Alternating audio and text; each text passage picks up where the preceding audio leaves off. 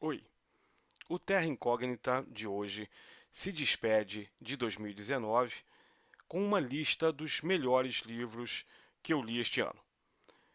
Não são todos eles livros publicados em 2019, alguns são mais antigos, mas são livros que mexeram comigo e que me deram muita vontade de compartilhar com vocês que me vêm aqui. Não tão periodicamente, esse ano foi um ano muito cheio de, idas e vindas, subidas e descidas. Vocês sabem que esse ano não foi fácil para ninguém. Não vou fazer aqui agora uma análise, uma retrospectiva desse ano. Foi um ano muito difícil para nós todos. Foi um ano que até teve algumas surpresas agradáveis para mim. Eu estou fechando esse ano muito feliz por várias coisas pessoais e profissionais que aconteceram na minha vida, entre as quais duas traduções, vocês já sabem pelo menos de uma delas, que foi a tradução do Sementes Malditas, do Anthony Burgess, e deve vir mais coisa por aí em 2020, mas eu não posso falar por enquanto. Quanto à publicação, eu publiquei um romance, Back in the USSR, que vocês todos já viram aqui, eu já anunciei, já mostrei ele aqui, eu falei, fiz um comercialzinho, relevem, né? Eu quase nunca faço isso. E aí eu decidi compartilhar um pouco dessa minha alegria com vocês. De novo, também, ano que vem tem mais. Já tem mais um livro aí, talvez dois, para ser lançados no mercado brasileiro ano que vem. No mercado lá fora, temos aí algumas coisas que eu também não posso falar, mas há uma chance de vocês terem notícias legais sobre isso no decorrer de 2020. Então eu quero falar um pouco para vocês de livros que me agradaram profundamente esse ano. Esse ano eu tentei no Goodreads fazer aquela minha lista, aquele desafio de leitura, marcar 100 livros. 100 livros até uns anos atrás não era difícil para mim de ler por ano. Mas nos últimos anos ficou meio complicado e no ano de 2018 eu só finalizei 38, 39 livros. Eu comecei a ler o dobro disso, mas aí parei. Esse ano não, esse ano eu estou fechando com 73, 74 livros. Né? Eu ainda estou terminando, tem uns dois que eu estou no finzinho, então eu ainda vou fazer a listinha final aí no dia 1º de janeiro. Eu vou colocar a listinha no meu blog, vou dar o link aí, vários lugares, talvez até inclusive aqui no Terra Incógnita. E desses cerca de 70 livros que eu li, eu selecionei 10. Né? Então, sem ordem específica, tá? Não vou fazer top 10 assim, crescente ou decrescente, não tem ordem. Eu vou tentar dar uma ordem, a ordem de leitura ao longo do ano. Então, o primeiro deles é The Psychology of Time Travel, da autora britânica Kate Mascarenhas. Esse é um livro muito saboroso.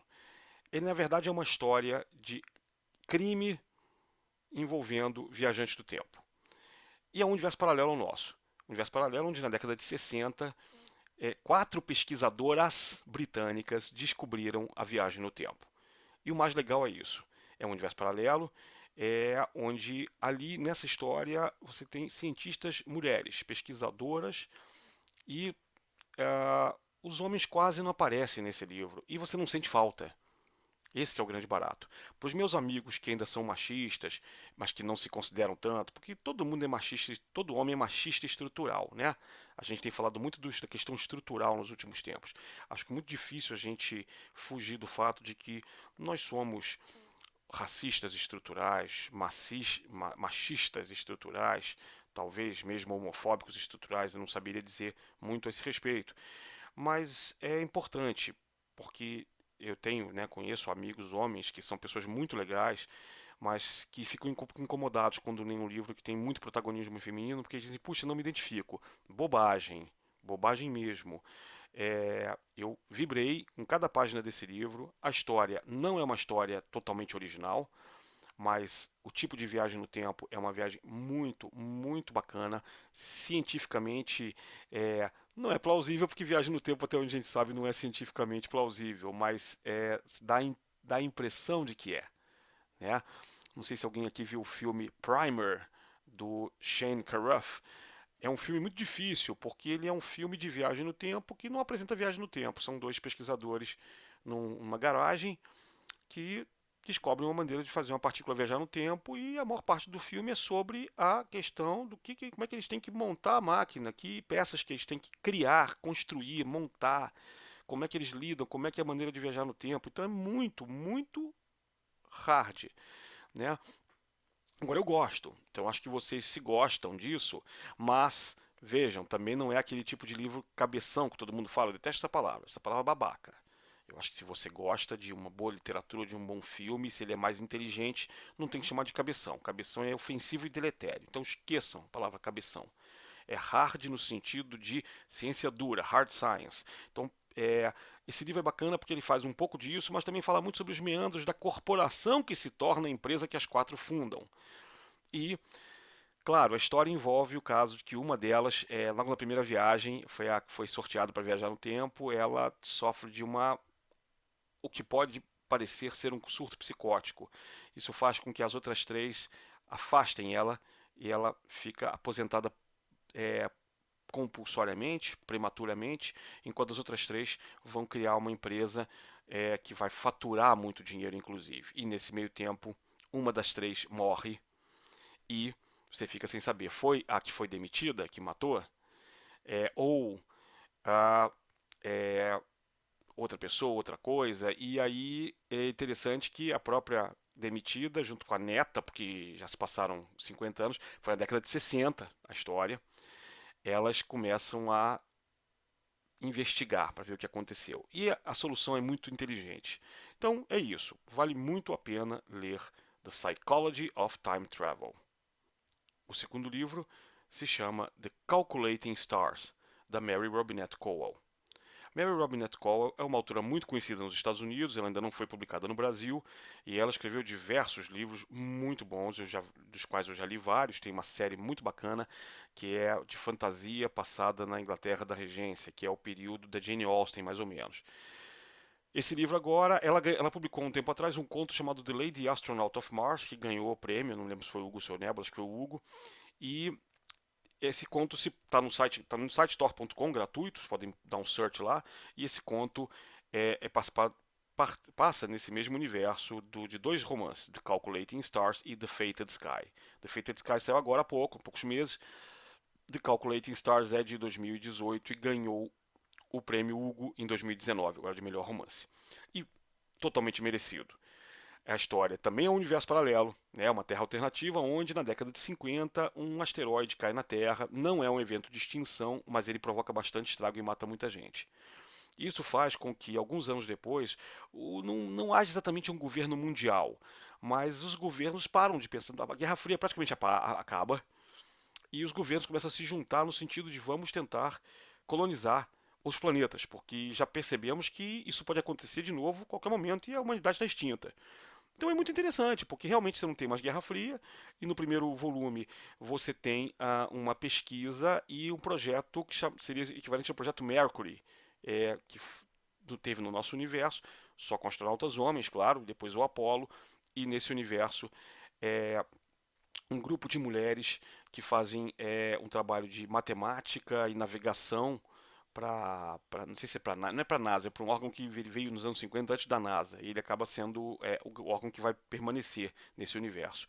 E a personagem principal, ela é uma matemática casada com um cara que é engenheiro, é, e ela é uma mulher inteligente, mais inteligente que o marido, mas o marido é um cara legal. E nesse ponto aí é um casal que, inclusive, fala até da vida sexual deles um pouco, tal. Eles são um casal mais ou menos pra frente, né, em relação à época deles. E ela é uma garota judia, não religiosa, não praticante, mas uma garota muito séria e muito determinada. E ela se junta com as outras para conseguir é, entrar numa equipe de seleção para serem astronautas. E aí o livro, quanto o outro livro não entra muito em questões de machismo, porque as mulheres rapidamente se juntaram e conseguiram fazer uma empresa, então a questão do machismo aí ela é muito pouco abordada no outro livro. Nesse livro não, nesse livro ela enfrenta o tempo todo oficiais machistas que querem impedir que essas mulheres tenham algum lugar no programa espacial americano. E é claro que aí a história não posso dar muito spoiler mais, mas é muito interessante porque ela vai galgando os degraus até conseguir o objetivo dela na medida do possível. Então, Não vou falar mais, mas esse é um grande livro e merece ser lido. O terceiro livro é uma biografia. Ela se chama Astounding e é escrita pelo Alec Nevala Lee. Essa é a biografia do John W. Campbell, que foi simplesmente o maior editor de revistas de ficção científica nos Estados Unidos. O Campbell veio logo depois do Hugo Gernsback e ele vai ficar mais ou menos 3 décadas revistas é, que vão publicar alguns dos maiores autores que a gente conhece hoje, como Isaac Asimov, Arthur C. Clarke, Robert Heinlein. Bradbury é um autor que vai querer tentar ser publicado pelo Campbell e não vai conseguir, porque é uma loucura hoje em dia, mas né, a gente está falando dos anos 40, 50, 60. L. Ron Hubbard, que é o criador da cientologia, e ele vai falar muito do Hubbard, da picaretagem que é a cientologia. Vocês me desculpem, mas é picaretagem. Mas vocês não precisam acreditar na minha palavra. Basta ler o livro do Alec Nevala Lee, que é um livro genial, feito anos de pesquisa dele, para falar de como o Campbell, por exemplo, entre outras coisas, foi um cara ligado à cientologia no começo, quando era dianética, e um cara muito contraditório. E também um cara machista, racista, um cara muito difícil, muito problemático. Tanto é que o Campbell Award, ele acabou, vocês souberam disso, tem um ano isso, ele mudou de nome, agora vai se chamar Astounding Award, justamente porque a ganhadora do prêmio esse ano falou no seu discurso que ele era racista e ponto final. E ele é racista porque no livro você tem vários fragmentos de textos dele dizendo exatamente opiniões racistas. Então não há discussão. Alguns autores que eu admiro muito ainda pela sua escrita, como Robert Silverberg, tentaram silenciar essa autora que falou dizendo que é um absurdo, que é uma bobagem, que ela é uma autora novata, não devia estar dizendo essas coisas. Mentira, bobagem, gente. Né? De novo, vocês sabem que esse vídeo aqui meu, nesse canal aqui, eu não sou. Eu me insurjo contra opiniões autoritárias. Então, eu acho muito saudável essas biografias que desconstroem a pessoa. Não se está falando aqui de destruição da figura do Campbell. Campbell foi um cara importantíssimo. Sem o Campbell, talvez a gente não tivesse esses autores, ou não teríamos algumas histórias fundamentais, como a fundação de Isaac Asimov, por exemplo. Ele ajudou a escrever algumas coisas, deu ideias para vários autores. O conceito de hiperespaço, que hoje vocês veem em Star Wars, por exemplo, foi criado pelo Campbell nos romances dele, que eram romances fracos, e hoje em dia é muito difícil ler a maioria deles. Mas tem pelo menos uma história, que é Who Goes There?, que recentemente foi até relançado o manuscrito original, chamado Frozen Hell, que é a história que deu origem ao Enigma do Outro Mundo, que foi filmado uma vez nos anos 50, eu esqueci o diretor agora, desculpem, e na segunda dos anos 80 pelo John Carpenter, né, com Kurt Russell. É uma biografia grande, de mais ou menos 600, 700 páginas, mas eu devorei em pouco tempo. Se vocês curtem esse período da Golden Age da ficção científica americana, ou querem saber sobre esse período e não sabem nada, leiam esse livro. Vale a pena. 2019 foi um ano muito bom para mim também, porque, entre outras coisas, eu comecei no meio do ano, lá para julho, entre julho e agosto, a publicar uma série que vai continuar, tá, no site da Tor.com, que é a leitura ou releitura dos livros do autor americano Gene Wolfe. Gene Wolfe morreu esse ano, com 80 e poucos anos, um dos meus autores preferidos. Quando eu tinha perto dos meus 20 anos, 19, 20 anos, eu li a tetralogia do Livro do Novo Sol.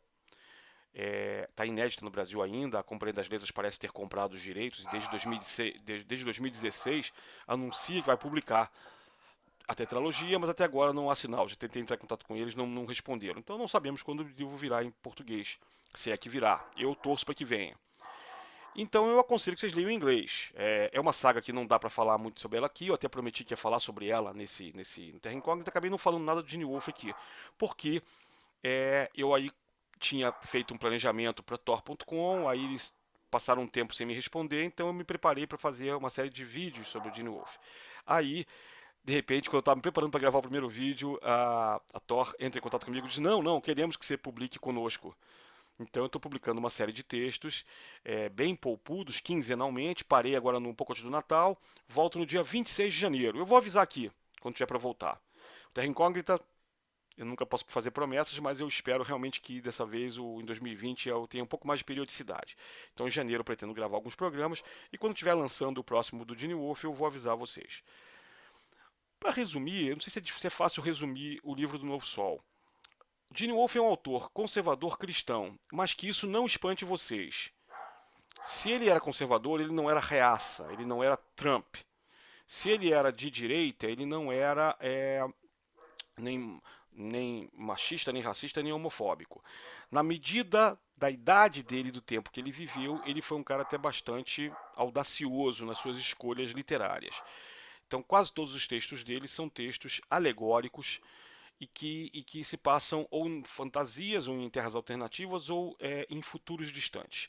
O livro do Novo Sol é a primeira grande saga dele, e vai ter depois outras duas relacionadas, que são The Book of the Long Sun e The Book of the Short Sun, que se passam no mesmo universo.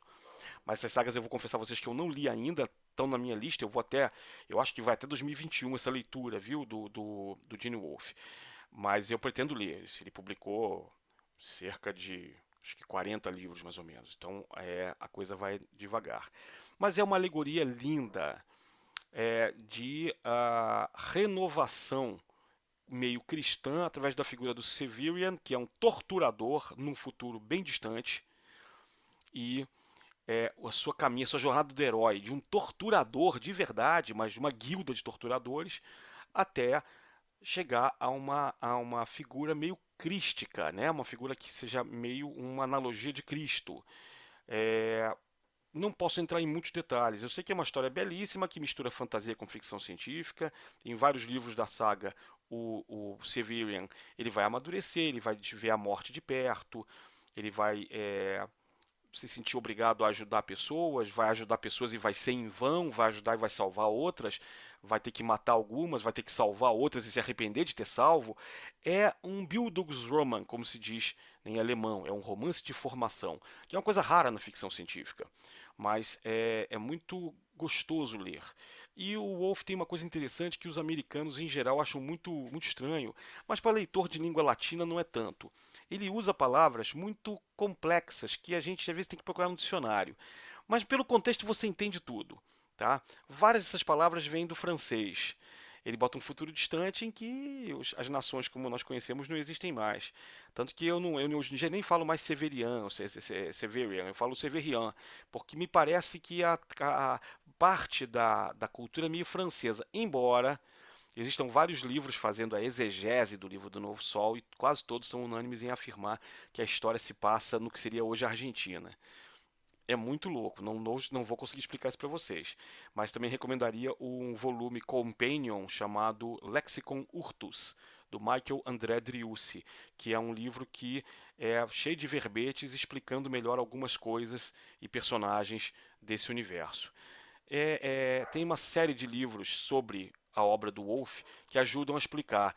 E eu acho que a minha releitura está me ensinando coisas e eu posso também repassar esses ensinamentos para vocês. Então fica também a minha recomendação para vocês lerem a minha releitura do Wolff no site da Tor.com. Outro livro é uma novela, é um livro curto, que deve ter mais ou menos 100 páginas, chamado To Be Taught If Fortunate, da Becky Chambers. Vários de vocês devem gostar, devem ter lido A Longa Viagem a um Pequeno Planeta Hostil, da Becky Chambers, que é o primeiro de uma trilogia dela famosíssima que fez muito sucesso.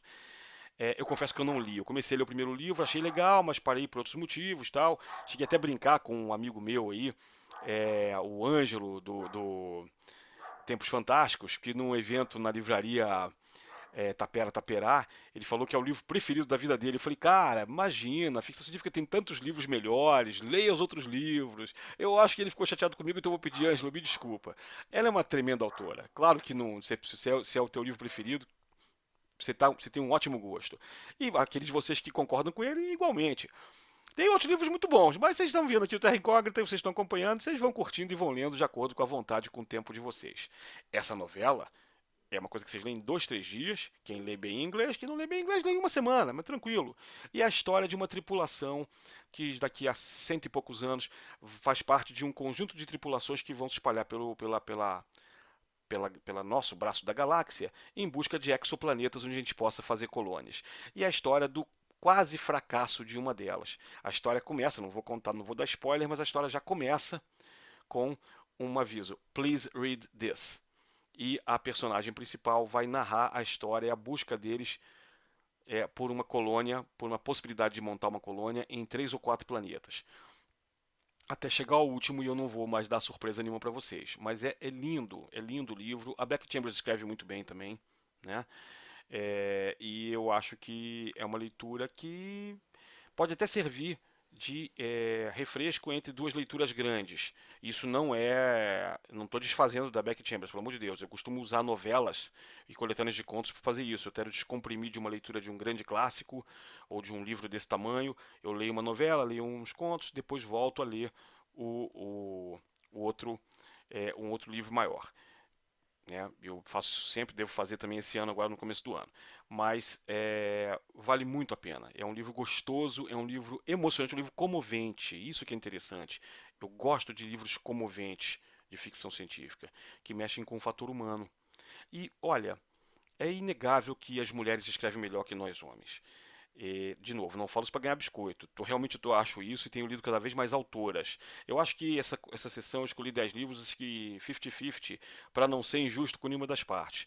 Mas a verdade é que eu li mais livros de autoras do que de autores esse ano e gostei mais dos livros das autoras. Então, isto dito, deixo com vocês a recomendação desse To Be Taught If Fortunate, da Beck Chambers. Falei de como eu gosto de autoras, já vou ter que falar agora de um autor, né? Os próximos 2 livros são de autores, homens. E são livros. Não, o livro um é antigo e outro é novo. O livro antigo é Orbitsville, do Bob Shaw. Bob Shaw é um autor que eu gosto muito dos contos, né? Tem uns contos do Bob Shaw, The Light of Other Days, que é um conto que faz você chorar. Mas eu vou falar sobre esse conto outro dia. É um conto belíssimo. E fala muito sobre tempo e memória. E o Bob Shaw é o seguinte, é um britânico do seu tempo, de novo, falo essas coisas, não estou passando pano pro cara. Ele escreve um livro muito legal chamado Orbitsville, que é uma história passada no futuro, é quase space opera, e um cara que ele é piloto e navegador de uma frota estelar da Terra, numa Terra futura que tem não imperatriz, mas ela é uma governante suprema. Só que, primeiro, ele coloca a mulher como uma mulher cruel e meio histérica. E a mulher dele é aquela mulher que é uma esposa troféu. Então, essas coisas já fazem com que a maioria de vocês queira não ler o livro. Eu vou dizer o seguinte: essa parte é muito ruim. Mas se vocês conseguirem pular essas partes e partirem para o que interessa, o personagem ele vai cometer um crime sem querer, mas é um crime, e ele vai ter que fugir. E ao fugir, ele vai encontrar uma coisa que me interessa muito, e foi por isso que eu li esse livro. Esse livro me foi recomendado por vários amigos no Facebook, quando eu pedi dicas sobre esferas de Dyson. Eu não sei se vocês sabem o que quer dizer isso, mas esfera de Dyson é um conceito proposto pelo físico Freeman Dyson décadas atrás, que é justamente como você poderia fazer para criar uma mega estrutura ao redor de um Sol, que meio que fechasse o Sol para conseguir energia do Sol. Então, você tem vários tipos de esfera de Dyson. Você tem o anel de Dyson, tem um livro chamado Ring World, do Larry Niven, que é exatamente sobre isso, que é só um grande anel orbitando o Sol, e orbitando a uma distância maior que os planetas do sistema estelar, né? Então, esse Orbitsville é um livro muito legal, porque é o começo de uma trilogia também, né? Mas o primeiro livro é o livro que nos mostra um pouco sobre como seria possível fazer um mundo desse tipo. Mas é um futuro em que eles encontram essa esfera é alienígena, né? E eles encontram pelo menos uma raça alienígena, mas dá a entender que esse anel tem milhões de anos, não é uma coisa nova. E eles vão ter outras surpresas ali que eu não vou falar para vocês. Mas também tem aquela coisa do espírito indomável, do humano, principalmente o homem britânico. O que é engraçado é que nessas horas o britânico gosta de bater de frente com o americano, né? Pra dizer, ó, nós somos melhores que vocês tal. E aí fica meio chatinho, meio bobinho. Mas de modo geral, e aí eu quero de novo só deixar isso para vocês, não é que ele é um dos melhores livros que eu li esse ano, então eu vou ter que fazer esse disclaimer. É um dos livros que mais me interessaram pela questão da esfera de Dyson, tá? Por questões de pesquisa. Então, fica a dica para quem curte uma literatura que tem os seus defeitos, mas que em termos de hard science fiction é bastante interessante. O próximo livro é o último que eu acabei de ler, mas não é o último da lista. Completo, vocês vão perceber que nós estamos com 7 livros, eu tenho que falar mais 3, mas só vou falar de 8 livros estrangeiros e vou falar de 2 brasileiros. Então, esse é o sétimo e penúltimo livro estrangeiro. Ele se chama H.G. Wells, né? Vou falar em português mesmo a pronúncia dos iniciais do cara. H.G. Wells, A Literary Life, do meu amigo pesquisador Adam Roberts. O Roberts é uma celebridade no mundo da ficção científica acadêmica. O cara já escreveu muitos livros de ficção e textos acadêmicos. E a prosa dele é uma prosa deliciosa de ler. A literatura dele é uma literatura cheia de referências. Ele é da minha geração, mais ou menos da minha idade. E ele escreve o tipo de história que eu gosto de ler. E eu tenho inveja danada dele, porque é o tipo de história que eu gostaria de escrever também. Mas isso aí não vem ao caso. A questão é que esse livro é um livro grande, é um livro também de cerca de 700 páginas, onde ele traça um panorama completo de todas as obras do H.G. Wells. Para aqueles de vocês que só leram a ficção científica, saibam o seguinte: a ficção científica figura talvez 10% da obra dele, um pouco mais, né? Se você forem ver as histórias que tangenciam conceitos que depois seriam usados pela ficção científica. Mas os livros que a gente conhece são os primeiros que ele escreveu. A Máquina do Tempo, O Homem Invisível, ali, Dr. Moreau, né? E o resto todo que veio depois, tem muita coisa que foi publicada em português nos anos 20 e 30, depois não foi publicada mais. E eu acho que a gente precisaria publicar ainda. Tem o famoso The Outline of History, que é a história geral do H.G. Wells. Eu já encontrei em sebo isso há pouco tempo no Brasil. Acho que, se não me engano, na livraria Berinjela. Chequem com Daniel Chomsky se assim ainda existe lá. Penso ter visto uma vez essa história geral do mundo dele lá. Não é fácil de encontrar, mas ela existe. E tem vários outros livros que vieram depois, sobre política, artigos e crônicas dele, crônicas científicas, mas aí escreve crônicas científicas junto com outras pessoas, com o filho dele, com um dos filhos dele. Aliás, uma das coisas do livro é maravilhoso, porque fala da história amorosa dele também, né? Uma biografia que fala de como a vida dele se intercala com a questão dos livros. Personagens que ele, né, sobre quais fala nos livros, por exemplo, a quantidade de amigos conhecidos que ele teve, que ele foi muito amigo de Joseph Conrad, muito amigo de Henry James. Com Henry James ele tem uma briga terrível depois. E na verdade ele sempre acaba falando mal de um ou de outro amigo, né? Como Joseph Conrad, por exemplo, também, Ford Maddox Ford, foi amigo de muitos caras daquela geração. E teve muitas amantes. Ele teve 2 esposas e 5 amantes registradas, que a história registra. Sabe-se que ele tinha uma vida sexual muito grande. Ele era, vamos dizer, ele era um putanheiro, tá? Vamos falar a verdade real. H.G. Wells era um putanheiro. Isso não é uma coisa necessariamente boa, viu, meninos? Porque ele foi um cara muito escroto com as mulheres na maior parte do tempo. Então, o livro vai ajudar vocês a rever a posição sobre o H.G. Wells e ver que o cara foi genial para fazer várias coisas e muito, muito idiota em outras. Ele, por exemplo, era um eugenista e ele era racista que talvez fosse estrutural para a época, mas mas dele não se pode nem dizer que ele tinha pelo menos um amigo negro, não tinha, né? E ele era um cara que frequentemente falava que o negro era inferior. Antissemita pra caramba, falava mal de judeu. Então, quer dizer, de novo, vocês sabem que eu sou um cara que eu só falo verdades, né? Trago verdades. Aí eu digo assim, porra, Fábio, você quer que a gente lê esse livro, cacete?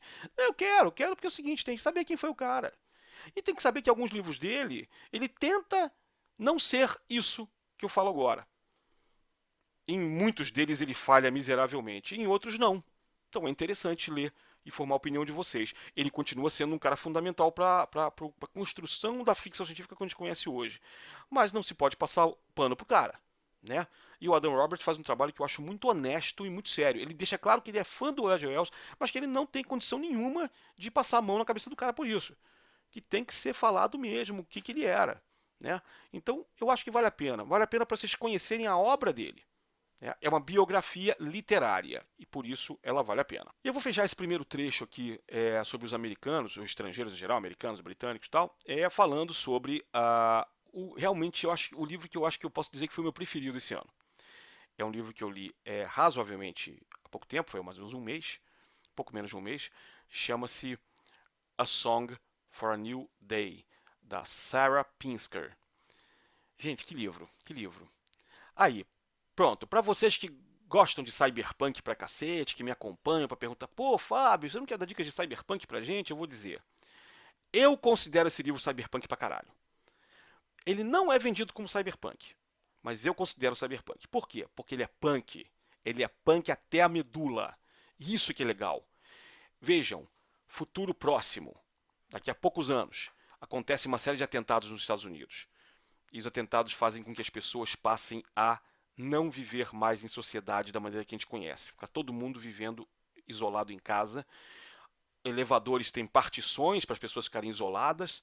É o medo de guerra química, entre outras coisas, guerra bacteriológica. E uma coisa importante: existe uma proibição. As pessoas não podem mais ficar se reunindo. As pessoas não podem ficar indo num bar. E mais de duas, três pessoas é proibido. Show de rock, então acabou. Acabaram o show de rock. E aí que é o barato. A história é contada sob a visão de duas mulheres, tá? A Rosemary e a Luce Cannon. A Luce Cannon, olha que interessante, né? Luce Cannon, é claro, é um pseudônimo. É a personagem, assim como a autora, é uma judia, só que ela é uma judia de família ortodoxa que descobre que é lésbica. Então, nos seus 20 anos, menos, ela abandona a casa, vai embora e vai viver, vai cair na vida. E vira uma guitarrista. E aí ela faz uma banda e grava uma música que faz muito sucesso. E acontecem os atentados. E ela acaba parando de tocar, vira enfermeira durante um tempo, mas aí não sei se é um programa de televisão, alguma coisa, compra a música carro-chefe dela, e ela ganha puta de um dinheiro do caralho, ela faz, bom, desiste de ser enfermeira, que não levava muito jeito mesmo, e consegue montar uma outra vida para ela, fazendo shows clandestinos, entre outras coisas. Porque claro que vai ter show clandestino, porque punk é punk, porra. Ela não é necessariamente punk, ela é roqueira, mas o roqueiro com atitude, roqueira séria. Então, primeiro, você tem uma coisa muito interessante do mundo LGBT aí que trata o mundo LGBT com uma tranquilidade incrível. A Rosemary é uma garota também que se sabe lésbica o tempo todo, isso não é um problema para ela e para os pais, mas ela vive isolada com os pais numa fazenda no interior dos Estados Unidos, e ela recebe um dia uma possibilidade de virar olheira de bandas. E aí o pessoal diz, não, você vai correr atrás das bandas. Ninguém diz pra ela que ela tem que ir em show clandestino. Tanto é que quando ela vai ao primeiro show clandestino dela, o pessoal faz uma localização dela, não é por celular, as pessoas têm celulares, mas as pessoas têm hoodies, que são equipamentos como se fossem capuzes, que criam uma realidade virtual e que a pessoa te tagueia o tempo todo onde você estiver. E a empresa que ela contrata, que é uma das duas empresas que dominam o mundo em termos de virtualidade, e que ganharam dinheiro com essa questão aí toda das pessoas se isolarem, eles também promovem uma espécie de caça aos lugares clandestinos para não haver concorrência. E aí você fala de capitalismo, você fala de sexualidade, você fala de terrorismo, você fala de solidariedade, você fala de como construir um mundo novo mesmo no meio do caos. É um livro que fala de destruição para reconstrução, que é bem uma lógica punk do do it yourself. Tá? Então eu acho que é cyber sim, porque fala de tecnologia cibernética e informática e virtualidade o tempo todo. E punk porque é punk, porra. Leiam esse livro, é o melhor livro de 2019 e eu espero muito que ela ganhe o prêmio Hugo e o Nebula. Finalmente, para fechar essa lista, dois livros brasileiros. Eu peço desculpas por não falar mais de mais livros brasileiros, mas o Terra Incógnita, embora agora eu esteja começando a falar de livros brasileiros, o foco é livro estrangeiro. Mas são dois livros brasileiros de editoras pequenas que merecem também divulgação, e é o que eu vou tentar fazer aqui de agora em diante, de tempos em tempos. O primeiro que eu vou indicar é de um autor da minha geração, que é o Braulio Tavares, o seu livro mais recente, que é o Fanfic, que foi um livro que saiu logo depois do meu pela editora, pela coleção Futuro Infinito, da editora Patuá, chefiada pelo Nelson de Oliveira. Fanfic, na verdade, é uma seleção de contos que já foram publicados há muito tempo, muitos vários algumas coletâneas e muitos no blog Mundo Fantasmo, que é o blog que ele ainda tem, que ele publica diariamente alguma coisa. Ele durante muitos anos era onde se ecoava trechos, matérias que ele publicava no Jornal da Paraíba. Aí o jornal descontinuou, mas ele ficou acho que 10 anos ou mais publicando para esse jornal. Depois ele passou a publicar só para benefício dos seus leitores no blog Mundo Fantasmo. Então também vou tentar deixar o link aqui embaixo. Se eu lembrar, sabe que às vezes eu esqueço, então me avisem, me lembrem para vocês checarem o site dele. Mas leiam fanfic. Fanfic tem coisas que não estão no Mundo Fantasma. Então não adianta você vou procurar tudo no blog. Não, compre um livro, né? Deem uma ajudinha pro autor. Vale muito a pena. E o nosso último livro, que também é o meu livro preferido brasileiro de 2019, que é a novela A Telepatia São os Outros, da Ana Rushi. Foi lançada pela editora Monomito no meio do ano. Meio do ano não, pouco no segundo semestre. Eu fui na Odisseia Literatura Fantástica esse ano e só tenho maravilhas para falar desse evento, que é, entre outras pessoas, ele é organizado pelo Duda Falcão, que é um amigo meu. Quero de novo dar um abraço pro Duda aqui e agradecer pela acolhida, e foi um evento incrível. E aí é um evento onde eu saí de lá carregado de livros, porque os independentes vão lá vender seus livros, cara. Então, ano que vem, quando tiver, fiquem de olho e vão a Porto Alegre. Vamos nos encontrar em Porto Alegre, porque vale muito a pena participar da Odisseia. Eu acho que a Odisseia é o melhor evento brasileiro no momento do gênero fantástico. E nessa sacola de livros eu peguei a novela da Ana, que eu já estava querendo ler, tinha saído pouco tempo antes, e eu comprei e levei no avião. Cara, a viagem do avião é 1 hora e meia, menos de 2 horas de Porto Alegre para São Paulo, e eu li a novela quase toda no avião. Terminei de ler em casa quando eu cheguei. E a novela me cativou, a novela me pegou pelo estômago, né? Pegou aqui, travou, porque aquilo que eu reclamo pra caramba que a maioria de vocês não faz, ela fez. E eu tive que calar a boca. A Ana é uma grande amiga já de muitos anos, a gente se conheceu muitos anos atrás, num lançamento lá do Nelson de Oliveira, e depois a gente fez uma oficina literária juntos. Depois nós fizemos outra ano retrasado, né? 2018 para 2019 na Tapera Taperá. E volta e meia tem eventos que um chama o outro para participar e eu adoro participar com ela. E tenho aprendido muita coisa com ela. Embora eu não fale muito isso para ela, mas é legal, né? Ela saber que aprendo muito com ela e esse livro me ensinou uma outra maneira de ver a ficção científica brasileira.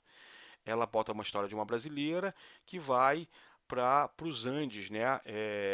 Vai participar de um projeto e nesse projeto ela acaba é um projeto que envolve uma droga, mas é uma droga feita nos Andes por um pessoal de lá, se não me engano, no Chile, e que é uma droga que acaba tendo poderes telepáticos, conferindo poderes telepáticos das pessoas. E é muito interessante porque a novela dela fala de capitalismo, fala de viver em comunidade, fala de buscar soluções baseados, por exemplo, na medicina alternativa dos indígenas andinos, e fala nos Estados Unidos como elemento de comparação, mas na verdade nos ensina que outro mundo é possível, né? Que é um slogan da esquerda, que eu acho maravilhoso, a gente tem que seguir isso. E esse livro dela é um livro que também me comoveu muito, me emocionou muito, e eu quero compartilhar isso com vocês. E eu gostaria que todos vocês lessem esse livro, porque eu acho também que é o melhor, e eu não me surpreenderia se ano que vem na Odisseia esse livro ganhasse prêmio, assim como em outros prêmios também que circulam pelo Brasil. Eu espero sinceramente que a Ana ganhe esse prêmio porque merece. Depois dessa lista de 10 livros, eu quero me despedir fazendo um pequeno anúncio, que depois eu vou replicar no começo de 2020. Mês que vem, no dia 22 de janeiro de 2020, eu vou dar início a uma oficina de 4 aulas, uma por semana, vai até o dia 13 ou 14 de fevereiro, se não me engano, um pouco antes do o 17 de fevereiro, enfim, logo antes do carnaval, então não se preocupem. Eu vou dar aulas online de preparação para os cursos da Clarion e Clarion West. Vocês sabem que eu fui aluno da Clarion West, Braulio Tavares também, Braulio Tavares foi o primeiro brasileiro a participar do sistema Clarion, na Clarion San Diego, e eu fui o primeiro da Clarion West em Seattle. O Braulio foi acho que 87, 88, e eu fui em 2013. Eu conversei com o pessoal da administração da Clarion West e eles me deram a chancela para fazer esse curso. É um curso em que eu não vou ensinar segredos da Clarion West, não é um curso picareta, fiquem tranquilos. Eu vou falar sobre várias coisas, eu vou falar sobre diferenças entre os mercados brasileiro e latino-americano e o mercado americano, dicas para você escrever bem em inglês, dicas de leitura de textos interessantes, né, de não ficção e de ficção, para se entender melhor o que se escreve lá fora, e falar sim sobre a minha experiência na Clarion West. Então vão ser 4 aulas, o investimento é de R$ 100 e eu vou aceitar inscrições já a partir de agora. Já estou aceitando no dia em que eu estou gravando este programa, que é o dia 29 de dezembro de 2019. Eu acabei de botar anúncios em todas as redes sociais, menos no Facebook. O Facebook eu só vou voltar no dia 1º de janeiro. E aí botarei também lá os anúncios. Mas quem quiser já pode entrar em contato comigo pelo e-mail zeroabsoluto, tudo por extenso, gmail.com e fazer sua inscrição, tá? Eu vou gravar vídeos, passar os vídeos para vocês. Nós vamos ter talvez algumas lives de bate-papo para troca de ideias e perguntas. E nós vamos tentar, isso não é garantido ainda, colocar vocês em contato direto numa live com alguém da Clarion West para que possa tirar dúvidas finais. Isso a gente ainda vai tentar fazer, mas o pessoal da Clarion West se dispôs a fazer isso e, na medida do possível, do tempo dos administradores, isso será combinado, tá? Então eu quero só me despedir de vocês falando isso, desejar para vocês uma excelente passagem de ano, que nós todos possamos ter um 2020 que, para quem conhece cinema, a referência vai ser clara, que não precisemos recorrer a comer Soylent, que a gente possa ter um ano bem melhor que isso. Muito obrigado e até 2020.